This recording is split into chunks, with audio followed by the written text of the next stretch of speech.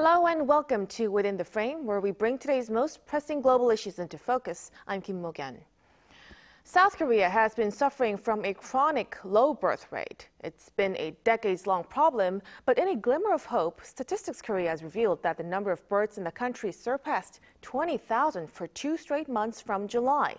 This is largely attributed to a surge in couples tying the knot, as the figure jumped 20% on year in August. The latest figures highlight the shifting social norms and lifestyles among South Korean younger generations who increasingly delay or forgo marriage and parenthood amid significant demographic challenges. Today on Within the Frame, we delve into the reasons behind this trend, the shifting perceptions of marriage and childbirth among the younger generations, and the crucial policy measures needed to sustain this hopeful turnaround. For this, we are joined by Choi Hyun-sun, a professor at the Department of Public Administration at Myeongji University. Welcome to the program, Professor. Thank you for having me. And also joining us is Kim Jo-eun, assistant professor at the KDI School of Public Policy and Management. Great to have you, Professor. Thank you for inviting me. So let's first begin with Professor Choi. For starters, can you explain for us how serious is the low birth rate issue in South Korea? Yes, it is very serious. A columnist of the New York Times, Ross Dout, a couple of years ago, compared the birth rate of the Korea and decline of the population with the population decline in the middle age when the Black Death struck, which means we are maybe the more the decline than the middle-age time. Recently, also Elon Musk maybe worried about South Korea declining. He said maybe 1/3 of our population will go, something like that. In 2002, we already had 1.17 birth rate, which is lower than the standard rate of the 1.3 of the lowest maybe birth rate of the countries. So which is also in the 2021 we have 0.81 the birth rate, which is the world record in the maybe in terms of the lowest birth rate. So it is very serious. We must tackle this issue. Right. And amid this serious situation, Statistics Korea says the number of births in South Korea surpassed 20,000, like I said, for July and August, marking an increase for 2 consecutive months. Professor Kim, what does the current birth rate increase signify, and what does a rise for the second month indicate? So while it's encouraging to see birth exceeding 20,000 for 2 consecutive months in July and August, we need to be very cautious about interpreting these numbers. And first and foremost, we must understand that an increase in the number of births does not automatically translate into an increase in total fertility rate. So what we are seeing could simply be the results of having more marriages during this period. And in fact, recent statistics shows that the number of married couples increased, so which likely explain this rise in birth numbers. So, however, this is distinct from the total fertility rate, which is really what we need to focus on. The total fertility rate measures the average number of children women are expected to have during their reproductive years. So this is our key indicator of long-term population sustainability. So looking at these monthly numbers, 20,000 births per month, it's simply too early to determine whether this will significantly impact our total fertility rates. So we should be careful not to overly optimistic about future fertility trends based on these short-term figures. Right. Then, but Professor, you mentioned fertility rates. So could this figures, the rise for the past 2 months, be a signal of opportunity for a rebound in terms of fertility rate then? I am, again, still very cautious about this thing because total fertility rate, in order to be reflected in total fertility rate, it's too short a time. Total fertility rate is a much more complex measure that requires a combination of understanding of age structure and then the distribution of gender population within the age structure. So I wouldn't interpret these short-term changes as a fertility rebound in South Korea. So we need longer time frame to see what's actually going on in South Right. Korea. 2 months is a very short time. Now, in addition to this, as many of us would know, earlier surveys indicated that the younger generations had a negative perception of marriage and childbirth, but recent investigations by the Low Birth Rate Committee have detected some changes. Professor Kim, what did the recent surveys reveal, and what might be the reasons for this change? So I actually had a chance to look at this data. And let me start with what hasn't changed much. So general perception of marriage being positive only increased by 0.6%, so which frankly isn't statistically significant. So we cannot say there has been a real shift in how people view marriage itself. What's more interesting is the changes in people's actual intentions to marry and have children. The data shows some notable shift. So looking at the overall sample, we saw marriage intentions increase from 61% to nearly 65%. And among those people, childless population, the intentions to have children also increase.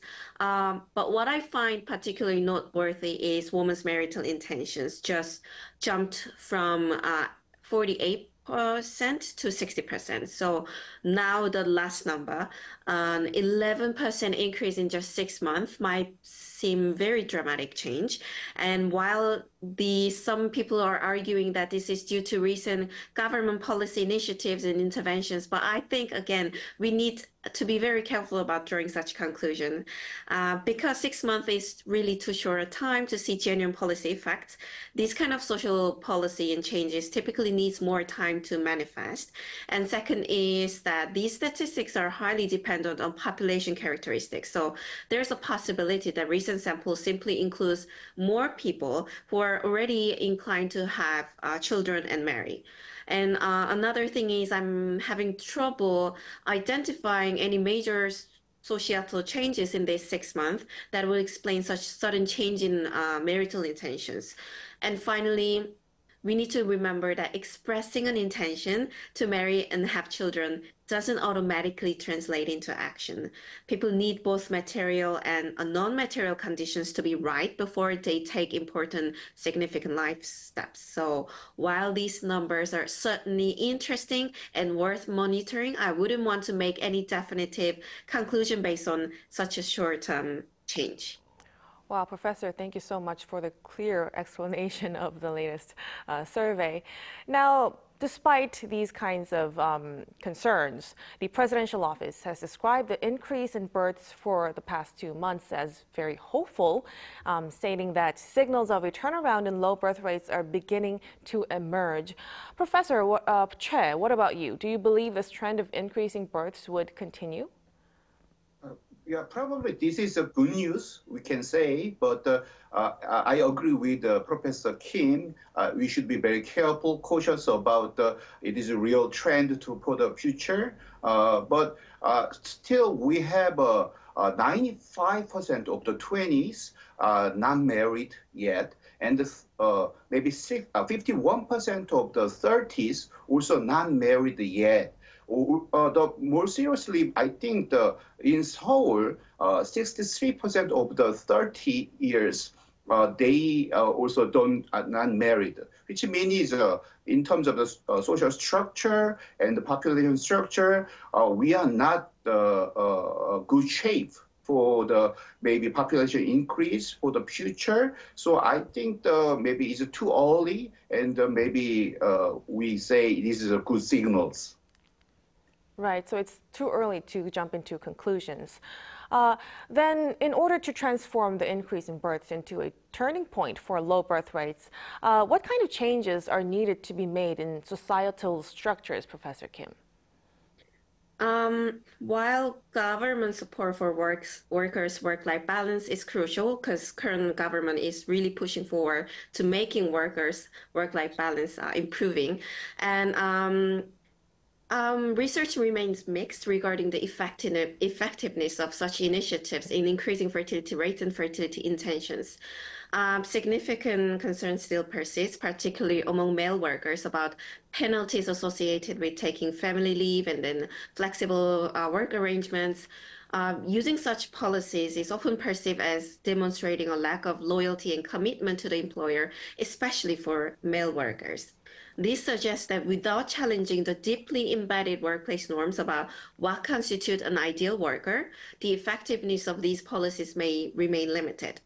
And moreover, while work-family balance is important, we also need to address labor market instability and predictability. So many young adults struggle to establish themselves financially, and this economic uncertainty makes them extremely difficult to commit to long-term relationship, not to mention a marriage or childbearing. So when individuals cannot envision their circumstances, their own circumstances in the labor market, family formation becomes an unattainable dream. So government have to focus on not just improving work-life balance, but also stabilizing the labor market for young people. Right. So improving work-life balance and stabilizing working conditions is crucial in this aspect. Now, amid this kind of situation, the Low Birth Rate and Aging Society Committee recently held its 5th emergency meeting on population and announced some measures to address low birth rates. What were some of the noteworthy policies, Professor Che? I think it is a better shape than before. For example, there is some incentive for the small and middle-sized company if they provide more the good environment and condition for the young couples or the parents for the child care and the birth. That is very good because it's a very realistic. But in the maybe the previous policies are too much about the ideal but not realistic. But now we have see some realistic progress. I think that there's a good shape, but it's not yet good enough. Also, there are culture and the structure, and we must understand about our young generations. So I think the committee need to more investigate and hear about what they want, and then how they can shape the policy, like a well-made, tailor-made policy we need. Right. So you're saying these measures that the government has announced are not quite enough to solve this problem? Not yet. Not yet. What about you, Professor Kim? How do you evaluate the new policy tasks presented in the latest meeting? So I also agree with the Professor Choi that there has been an improvement, but it's not enough. This is particularly because it's not really touching upon men's involvement in housework. So in recent years, demographers argue that achieving a second gender revolution is critical for improving fertility rates in these high-income countries, including South Korea. So the first gender revolution involved women entering the workforce, and the second gender revolution involved men entering into the home and domestic sphere. So although current policies like extensive childcare leave and subsidies are intended to promote more egalitarian share of paid and unpaid labor between men and women, there are some concerns that these policies actually might paradoxically reinforce gender inequality. This is because women are likely to be the primary users of flexible work arrangement and childcare leave. You know, South Korea is currently providing one of the most generous parental leave, including for men, but the men's utilization rate is extremely low compared to women. So while the government's initiatives are commendable, they need to focus on involving men into the domestic sphere, including, I'm talking about family sphere, and other countries, for example, offer potential models. For example, Switzerland implemented a daddy quota system where a certain proportion of parental leave are reserved exclusively for fathers. And there are also discussion about mandatory childcare leave for men, which could help reduce the perceived stigma or penalties associated with taking such leave for men. And furthermore, as previously mentioned, South Korea needs to challenge its fundamental workplace norm that prioritize work over family responsibilities and normalizing long work hours. South Korea is famous for having longest work hours within the OECD countries. So unfortunately, This emergency population meeting lacks substantial discussion about transforming these workplace norms, a critical oversight given that these cultural expectations are a key barrier to achieving egalitarian gender relations, work-family arrangements, and potentially higher fertility rates. Right. So, Professor Kim, as you mentioned about men participating in paternity leave and getting some penalty from their companies, and this is not surprising here in South Korea. Are there ways for the government to interfere in that kind of aspect for companies not to give them some kind of penalty, some ways like that? So there's one potential way. So there has been a discussion that, in these HR records, if you take a parental leave or family-related leave, then these leave records are recorded in your CV. But they argue that we shouldn't do that. So we cannot track these employers' previous employment history, including taking leave. And also the second one is, as I mentioned, the mandatory father's leave. Unless we make it mandatory for every fathers in the workplace, then it's going to be extremely difficult to eliminate the workplace stigma associated men taking leave. So, there has been a lot of empirical research showing that if women take parental leave, then the employers will expect that, okay, she did whatever she had to do. But if men take leave, then there has been some sort of a negative evaluations about men's work performance. So it is critical that government should start discussing about mandatory leave, which could create some controversy, but way to bring men into the domestic sphere. Right, that's a good idea. Now, at this point, as Professor Kim just touched upon, at this point, many would wonder, is this low birth rate only a serious problem here in South Korea? How are other countries coping with theirs, Professor Che? Yeah, I think already the developed country suffered a lot about this low birth rate. Also, they tried to fix it a very long time. So many policy we may interested is take a long time, like 10 years and several decades. But I can say that but the United States, maybe in 2024, it is expected only 1.786 birth rate, but it is also expected their population increase 0.53% from the 2023, which means they have a low birth rate, but because of the immigration policy, their population is still increasing. So maybe in short term, I would say in many developed countries using the maybe more positive, more aggressive the immigration policy. But in the long term, maybe we need to change many things and we making the better culture. Also, I'm very curious, maybe in East Asia countries like Japan, China, Taiwan, and Singapore, most like developed country in the East Asia also suffered very low birth rate, which means very interesting. Maybe we're making too much maybe chips or I don't know. But in the countries in the East Asia, which has a very intensive economic growth, they suffered also for very low birth rate. Right, so this chronic birth rate is not only a problem in South Korea, it's also a problem globally. So with this, there should be some legal efforts to resolve this problem, I guess.